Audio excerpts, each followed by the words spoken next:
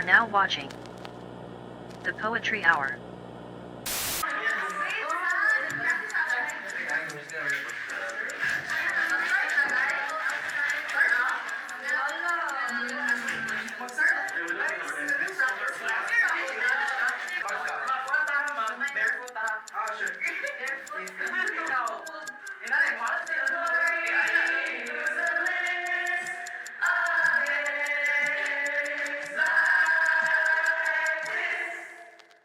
So, hello, good afternoon. Now, I'm sure that everybody, at least at one point in their lives, has come across something that speaks to you, that sparks an inspiration. All art, especially poetry, starts with inspiration. Now, with these certain types of spoken word events, audiences are very much used to just sitting down and listening. And so, I'd like to give this opportunity to all of you guys to participate so that the poem that I'll be creating at the end of this event has a special touch of you guys. And so that also means if mali ang poem, it's also your fault. So yes. So I'm gonna be going around asking for some prompts. So how about you, sir? Can you give me a memory? Delicious food. A memory of delicious food, sir. Eating apple strudel. Okay, so eating apple strudel. So that's a memory. Does anyone want a different thing, but does anyone want to give a prompt? How about a smell? Can someone give me a smell? Give me a smell. Give me a smell. Smell of grass. The smell of grass. Very nice. Okay. The next, can someone give me a color? Can mga taga-upstage? Can someone give me a color? Yellow. The color yellow. The color yellow. So we have eating apple strudel, the smell of grass, and the color yellow. How about over here? Can someone give me a location in Cebu? Cebuano-based location. In Manila? In Manila. Yeah, in Manila. A location in Cebu. I'm gonna create this again. And how about you, Rizal? Just give me any word. Any word. The first word that comes into your mind that I have to use it. The exact word in the poem that I made.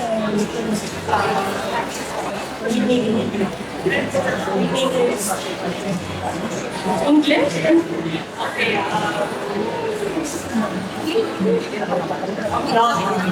Novel. Okay, so the word novel. Okay. And these last two are what's going to be binding all of these together. So can someone give me a genre? What genre do you want this on-the-spot poem to be? Romantic horror.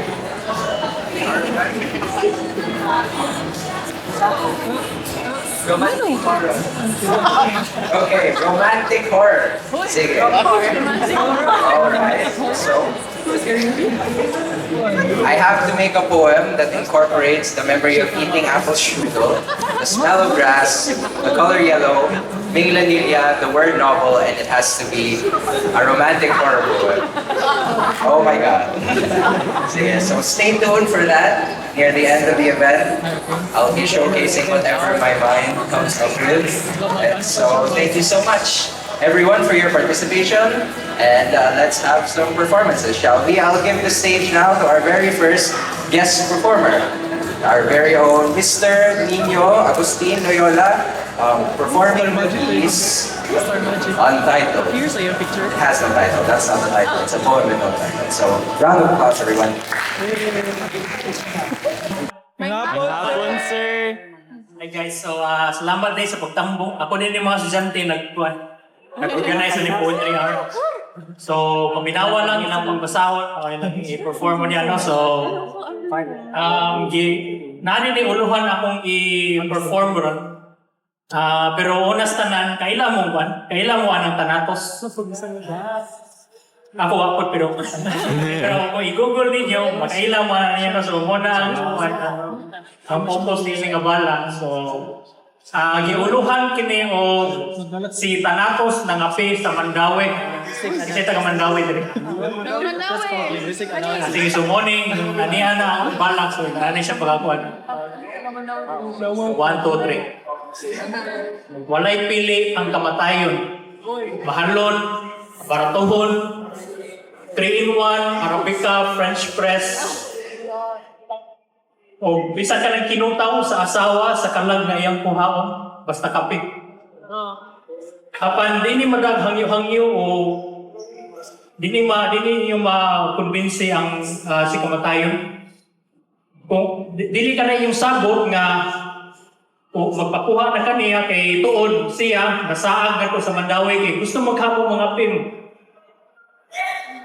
Pero kung tanaw ni mo oras na apan higoras siya ni higop siyang kape una na namilit. Ayaw siya pugsa, ayaw hangyua. Kuwata ang oras. Kung igor na siya mubiya, ayaw hangyua ang kamatayon. Wala siya'y piling. Kung tiguman na inyong dugo, sa sunod ninyong panagkita. Daghang salamat. Good afternoon. It's been a while since I've done this, so. Mura sa kagwapo da, mga pulo nga iyang gisipya, giduyugan sa iyong mga pagyampin. Nga tiyaw mo dakong sala, nga nataw ka nga di gwapo. Nga mura bag, wa kay katungod masipyat, mangutana, mubalibad, o mariling. Pagkapait, pagkalisura, sa kahimtang ubati imong itsura. Mura mag nagbaha ang pagsuway, ilabi nagpati ang imong panagway. Bahala na lang daw ang tanan basta gwapo. Nagsakit ang buot, bahala na basta gwapo. Nalumos sa utang, bahala na basta gwapo. Gipasagda ng anak, bahala na basta gwapo. Mingkuyog sa lain, bahala na basta gwapo. Pakanon o kumo, bahala na basta gwapo. Kung gwapo, sex appeal. Kung batignaw, manyakis. Kung gwapo, 50 Shades of Grey. Kung batignaw, Criminal Minds. Kung gwapo, long romantic walks. Pero kung batignaw, pagdaliglakaw, diha, oy, snake. Roses are red, violets are blue. If your mom calls you handsome, she is lying to you. Pero tayo sa, murag dilihis na tagamay. Balik sa tagadali. Kaya ulo na pa'y mas importante kaysa sa akong dagway. Unsa may sala sa akong naong. Nga nangutana raman takog tarong. Nganong nibotaro mo kaning anak sa diktador o kining mga artistang buot mahimong senador. Aw, diha ra ang laay anika. Mo na diha nga. I cannot remember anymore, Your Honor. Rome Gonzalez, Jessiel Donaire, Mary Louise Raboy, Louise Patricia Matondo, Fidel Fabani Farrell, and Adrian Roz. Once again, this is Narrative Poetry. A round of applause, please.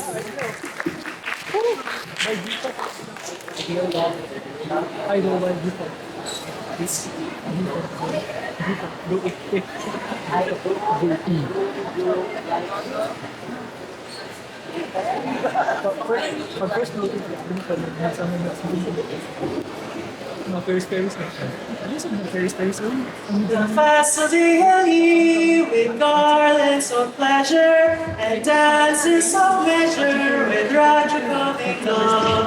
The facility with garlands of pleasure and dances of pleasure with rapture coming gold and sweet choral song. Oh, how I yearn from out the crowd to flee. What joy secret flame would give to me.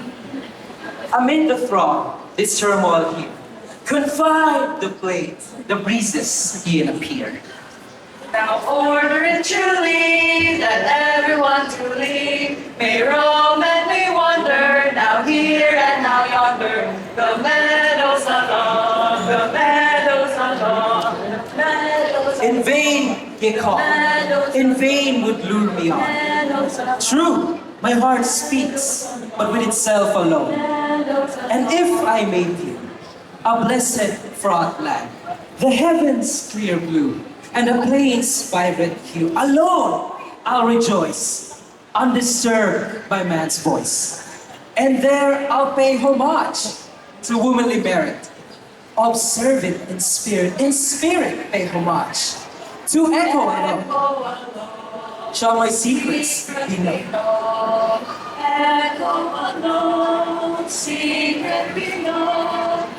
My friend, why need I here with thee? Thou hast last night to join the festal throng. No longer stay, but come with me and mingle in the dance and song. Welcome, friend. But suffer me to roam, where these old beaches hide me from man's view. Love seeks in solitude alone, and homage may retreat there too. Thou seekest here a spirit's fame, and has a mind today to greet me. Love, as thy portion thou mayst claim, but too much thou must share with all, believe me. And when the thousands voices raise, and the dawn of morning praise, rapture bringing, blithely singing, on the forest, heart and ear in pleasure vie, and when thousands join in chorus, with their feelings brightly glowing, and the wishes overflowing, forcibly they'll bear thee high. Are hither wending, and I'm gladdened by the throng. Yes, they're coming, yes, descending to the valley from the right. Let us haste our footsteps blending with the rhythm of the song. Yes, they come, their course they're bending toward the wood's green sward so bright. Yes, we hither come attending with a harmony of song. As we arch the rays are ending on this day of best delight, let none reveal the thoughts we feel, the aches we long, the joy alone bestows the story. She'll prove it right and her delight, inclusive glory, inclusive bliss of days like this.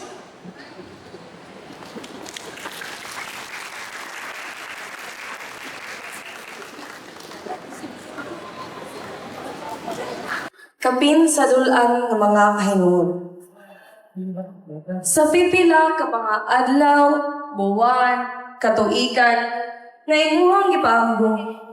Nitubo na lang ang akasya, namunga ang mangga, namuwak ang sampagita, ang huyuhoy sa hangin, walay pagbago. Kini hunghong sa makapilang higayon, hangtod nga midanguy sa kakusgon nga way sama. Hali, magstorya kita. Mangat ka ta sa bukid, o magstorya kita. Lantawa na to pangitaon, kung hain naman yung malunhang ginailan, palandungo na to anong mas kalabi man ang pagpanilong sa mga dakbalay kaysa sa pagpanalipod sa mga dagkong kahoy sa masakasya. Nganong mas kalabi man ang mga dilata kaysa sa mga bunga sama sa mangga. O mas galabi man ang baho sa mga basura kaysa sa kahumot sa mga buwak sama sa sampagita. Sa likod sa pagpanglimbasog alang sa paglambo sa kinabuhi sa mga tao. Nagkahinay-hinay po do kapakyas ang kinabuhi sa kinayahan. Maong husto na ang pagkumpong diha. Kay kami, anian nagpaabot sa kapin sa dulan mong mga pahinungod. Punua ang panganod sa imuhang kasubo, o gibundak na ang uwan nga hagbay ra nimong gipundo. Aron ang adlaw, mas musidlak sa walay tungdan. Ang adlaw, musidlak hangtod sa iyahang masidlakan. Kay sa likod aning madagong, ang kahayag mo patimaw. Ang baha ang hubas, ang kasubo matunas. Timan ini, sa pagputol sa mga kahoy, adunay mga bagong motubo. Sa kahayag, upatimaw, ug adunay adunay bangaw, nga mapakita paghuman sa bundak sa uwan. Ang paglaong, wala pang minghanaw, sama sa usa ka nahibiling kahayag sa mga panganod. Apan, Makita ba ka kini taliwala ning ako mga gipangyaw-yaw? Makita ba ka kini taliwala sa nagbabag nga tabir nga gipangutang ron sa mga kabataan? Ang una nga timbaya nga ako nakatunan kani adto, hayag mabusulod sa lawak tunghaan, kanunay magtambag ang akong inahan, nga para mabuhi sa nasod nga puno o mga pari, general o negosyante, dapat ko makahibaw sa ilang lengguwahe. Apan, ang pagkatod sa pinulungan kay Bulawan, mauna narbaho siya o taman-taman. Gusa, magtuon jud ko og ayo para makabawi si mama sa iyang paghago. Samtang galakaw ko paingon sa eskwelahan, naanasan ni mga tao magsunod gawas sa kapihan. Halos silang tanan mga lalaki nga nagwarawara ka na ako og nag-isip. Naa sila gipangyawit na kinat sila nga wa ko kasabot. Ikapila na. Apan, ngibalo sa langkod ko og ngisi sa ila, sa hunahuna nga basin sila, namumustara. Buenas noches ang kidlat sa mga hagit, ang ikaduha at timbaya nga akong gisampit. Ngadto ang mga classmate nako na puro mga babae gaagik human namo nahibaw-an nga naa daw bag-o nga tigtutudlo usa di ay ka maestro. Ang siwit-siwit bahin ka namo iyang gituo nga ang mga babae di daw ang ayan mukat-on og kinat sila. Kay makaguba daw sa among kagwapa. Naghilom rami pero ang amo huna-huna ni aksyon na og kabalaka. Ingon pa siya, di mi tinuod na Pinay tungod sa amo kamaldita. Habla bajo, no gretes, singgit sa maong maestro. Gihatagan mi niyag exam na pertil lisura. Iya paminggiing na nga maundang na lang og kat-on samtang sayo pa. Apan, wa ko nagpadala sa iya mga bagulbol, ayayay, nakapasar dapon ko bisan sa kalisod sa iya mga pagsulay. Buenos dias ang ilusyon sa kamatuoran. Ang ribon nga naa sa akong ulo, dapat daw ang pinay. Nilabay na ko sa maong kapihan na anak sa itong mga lalaki na nakatawa sa ako o gangisi. Ang ilang mga kalipay sama sa kahayag sa maniyagong buntag, apan ang ilang mga pulong kay makapaso sa akong kalipay o wa kahawag. Nagtuho kung nangumusta rin sila, gasaway di ay. Sa color sa kong panit kay makapasok. Sa akong pagkababay na putubra daw sa kusina. Sa akong pagka-Indio nga way kaugmaon sa itsura sa kong naong kay ulipon ug ang pagkat-on daw sa ilang lingwahe kay Bulga. Nitindo ko og tanos ug natubangkan nila nga naisagol pag-grade ay. Puedes repetir lo que has dicho? Nihunog sila og katawa. Human ako hangyuan na usbon ilang ipangyawit.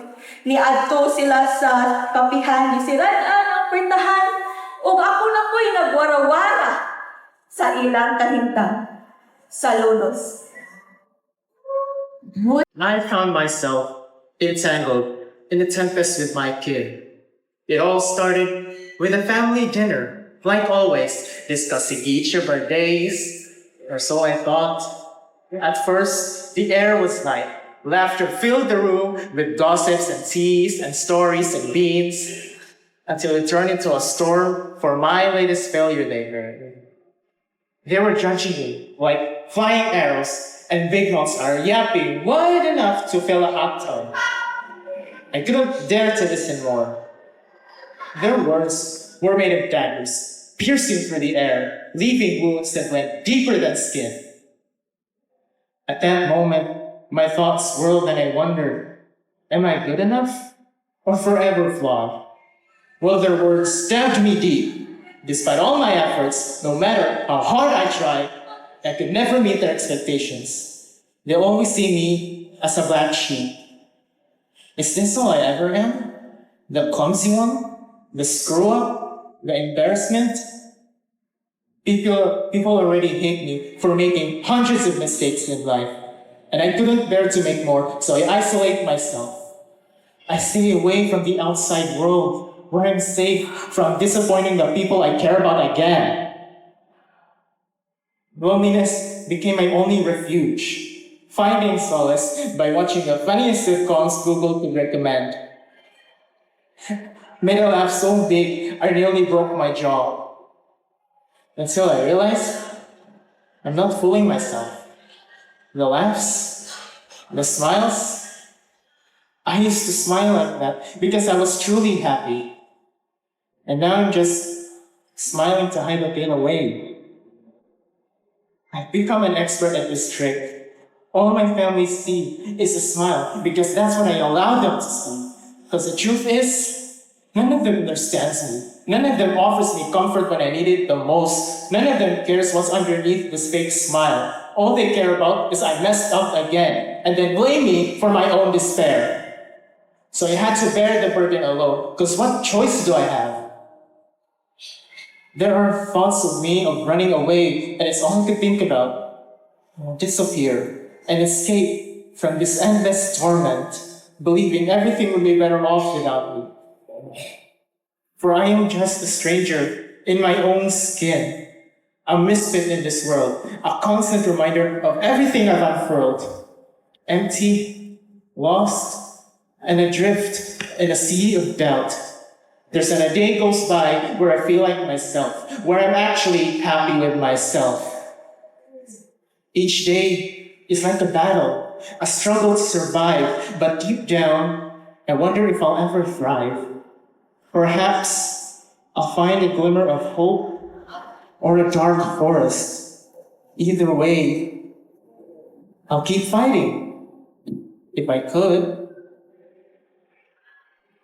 Well, I'm not perfect, and I'm sorry if that's not good enough for you. But this is who I am. I tried my best. This is the best I can be. Mga natani ron. O, dyan ko kasuway nga kitawag kong taas. Kay, permi makusumugon kung unsa ko kaputot, maong nanad na lang pod ko nga ubos ang pagtanaw sa mga tao kanako. Nagdako ako sa usa ka lungsod nga ingon kagamay sa ako o nag-elementary ko sa usa ka eskwelahan nga mas gamay pa. Apan ngadto na joy mga ungo nga ganahan jud magpamatuod sa ilang gidakon. Mausay na kay para nila sa nga dagkong ungo. Para taog-taogon ko, kawaton ang akong kwarta, pinapod akong dignidad. O ilawit kini ibabaw sa akong ulo kay tibaw man sila nga di ko kaabot. Di ganit tanto ang mga garas na akong gibilin sa ilang tiil, mao akong gibiyaan ang gamay nga lungsod para dinhi sa dako nga syudad sa paglaom nga ako mo taas, pero pag anin ako taas rapod kaayo ang mga building sa matran mo ako gagamay. Pero mas maguwang gani ko niya, mas taas man siya. Tinuon, nagagusto na po ko sa uban, kasagaran nila magduwa og basketball. Pero sige naman sila hangad para ma-shoot ang bola sa ring. Nawa na sila oras para mudugo, aron mutagad na ko. Pero wala man nawala akong paglaom ng mataas, pagkawala sa akong paglaom sa gugma. Maong pag senior high, akong giduso ang akong kagalingon dito sa higante ng eskwelahan, nagipintala ng berde o bulawan. Apan karon iluha-duha gani ko kung mapil ba ko sa kabilin ni ini kay lisod man gyud para nako nga mulupad kung ipalibutan kog mga higante nga tumban ra ko dili kay nahadlok sila pero tungod wala sila kita nako. Kuman nako sila gibasoy kay di man na nila sala nga nataw sila nga aduna na plataporma nga kinahanglan pa nako tuguro na ako gamit ang yuta ug ang graba para lang na anay makakita sa ako. Kasi tinuod lang di man ako prioridad ang mataas kaya akong ganahan makita ug madungog para akong kinabuhi dili siya matawag mo gamay dili sa ingon nga ganahan ko mataas pero ganahan ko madungog. Sa akong mga pamaagi mula, nabuhat ramanin ako kay panalitan, wala na ako kahinumdom sa mga tingog sa dagkong ungo dito sa gamay nga eskwelahan. Nakalimot na po ko sa mga naong sa katong una na kong gugma o sa katong mga basketball player na kong giganahan sa una. Nakalimot na po ko sa mga ngalan sa higante dito sa higante eskwelahan na naglubong ka na ako. Ugikan ko sa usa ka bata na nagsuwat og balak gamit ang mga nabali ng Crayola sa usa ka babae nga pasundayag og balak para madungog sa tanong. Apan, isang karong, di gani na kung matawag akong kaugaling nga taas, kay kanaog na ko, dili po ito ang giyapon ko. Pero, makaingon ako, na mas daghan nagtao karon ang dili ubos ang pagtanaw sa ako. Daghang salamat. the color yellow, the smell of grass, the word novel, and the place Minglanilla, and it has to be in the genre of a romantic horror. Trigger warning for gruesome stuff. Okay. So the poem is entitled Baked Apple. She was yellow, amongst other colors. Blue, green, sickly peach, and other hues not fit for human skin. But her eyes were still as amber as the slightly burnt apple strudel that she was eating when she caught my eye through panes of glass in that cafe by Minglanilla. When her hair ran streaking with every turn of the fan. I can still smell the cookies baking and the coffee beans grinding. I can hear the sounds of screaming and roller coasters that dominate in that city. As I smell the grass she contorts now atop like a pretzel. And I hear nothing but the static of the midnight fields. Running my hands through her hair that folds and crinkles like wet pages of a novel, and her heart stops drumming, she still captures mine, and mine keeps on drumming. So there you go. Thanks. So, dear Oracle, can you tell the audience today what name we shall call you by? We R. D. oracles Samantha. Problematic. and Amazing. Okay, so here are the three oracles, Samantha, Problematic, and Amazing.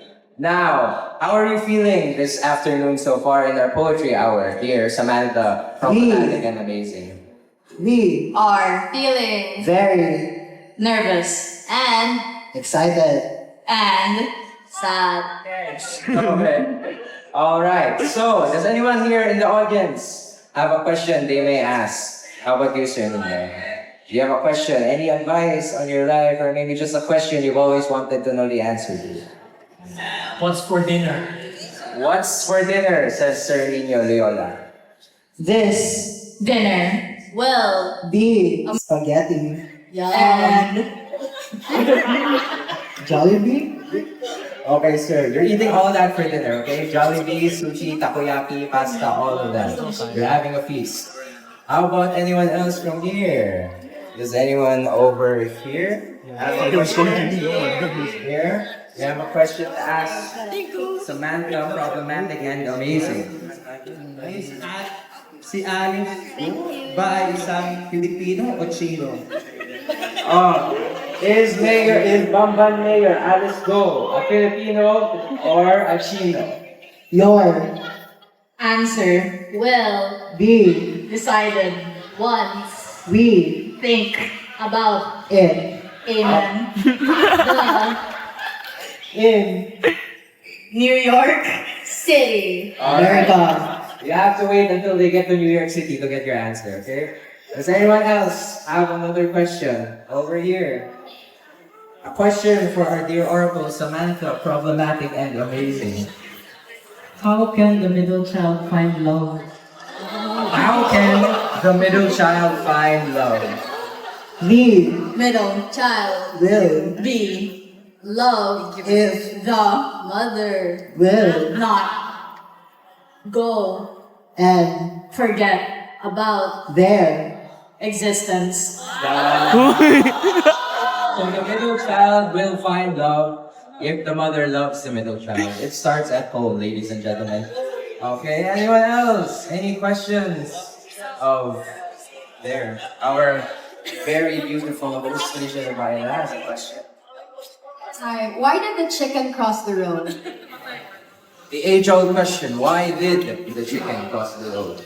the Chicken. Cross. the road ay Because. The.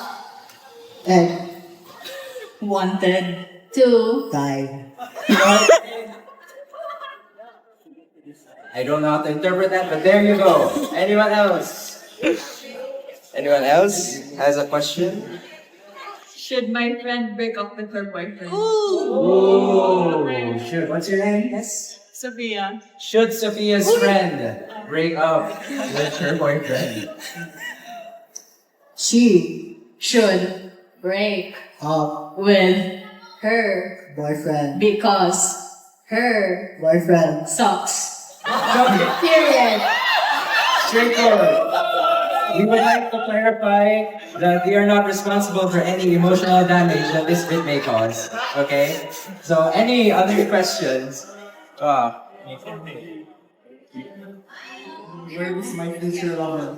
Where is Sir Peter Junior's future lover? They Are right here in the mall.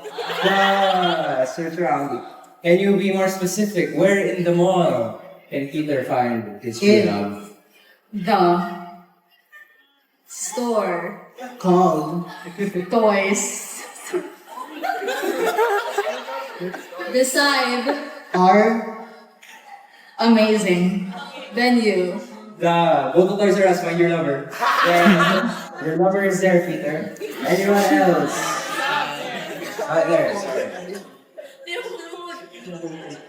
What? Is Your opinion on student Activism. What is your opinion? student opinion is very important and amazing valuable to the school. There. Oh, Oracle's approach student activism, ladies and gentlemen. Makagraduate me on time. Makagraduate daw siya. we will No this answer after a few decades. You'll graduate in a few decades, yes? I'm sorry to tell you. So, does anyone else? Yeah. How do you bury a body? How do you bury a body? you Should grab a shovel and pour gasoline on the body, but do not forget do light it on fire. Moving on. Again, we are not responsible for any crimes that this may have caused. So, does anyone else have a question? Where should I spend my summer? What's your name, sir? Ryan. Where should Brian spend his summer? you Should spend your summer right here in Ayala central Block.